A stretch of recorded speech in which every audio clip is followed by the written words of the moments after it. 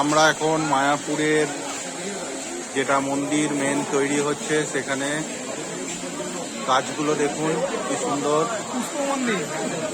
কত উঁচুতে কাজ হচ্ছে।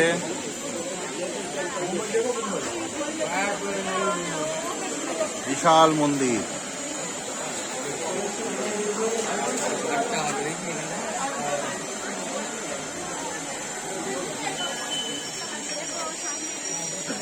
এবার আন্ডার কনস্ট্রাকশন।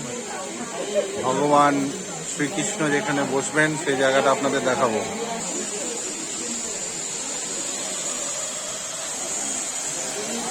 এখনো কাজ চলছে কনস্ট্রাকশনের।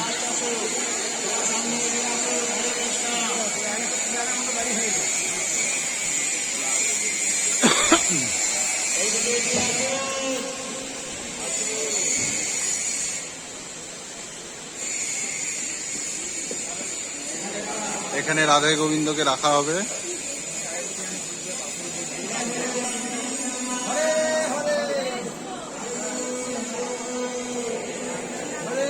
কৃষ্ণ হরে রাম হরে রাম রাম রাম হরে হরে।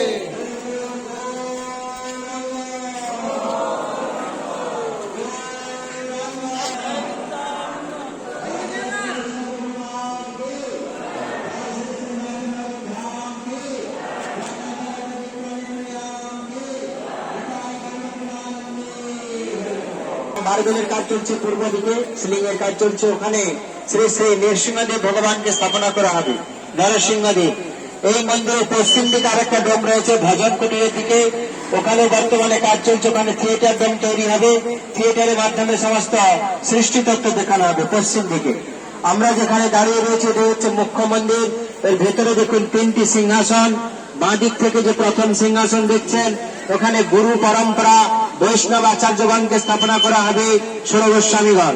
মাঝখানে থাকবে মহাপ্রভু পঞ্চতত্ত্ব, আর রাইট সাইড ডান দিকে শ্রী শ্রী রাধা মাধব অষ্টসখীজিকে স্থাপনা করা হবে।